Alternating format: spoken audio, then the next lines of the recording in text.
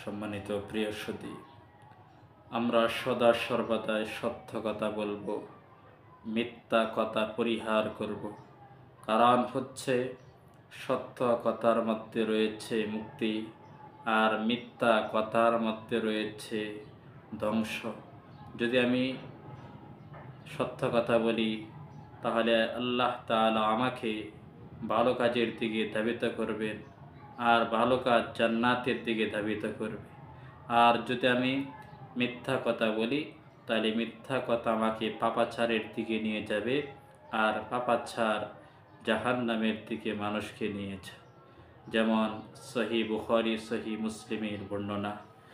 আন ইবনে মাসউদ রাদিয়াল্লাহু তাআলা আনহু, হযরত ইবনে মাসউদ রাদিয়াল্লাহু তাআলা আনহু থেকে বর্ণিত, আনিন নবী সাল্লাল্লাহু আলাইহি ওয়াসাল্লাম, বিশ্বনবী সাল্লাল্লাহু আলাইহি ওয়াসাল্লাম বলেছেন, ইন্নাস সিদকা ইয়াহদি ইলাল বিররি, নিশ্চয় সত্য কথা মানুষকে ভালো কাজের দিকে ধাবিত করে।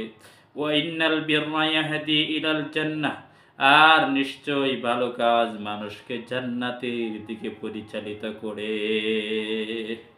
ওয়া ইন্নার রাজুলা লা ইয়াসদুকু হাত্তা ইউকতাবা ইনদাল্লাহি সিদ্দিকা, আর যদি কোনো ব্যক্তি সত্য কথা সদা সর্বদাই বলে, এক পর্যায়ে ব্যক্তিটা আল্লাহর কাছে সিদ্দিক হয়ে যায়।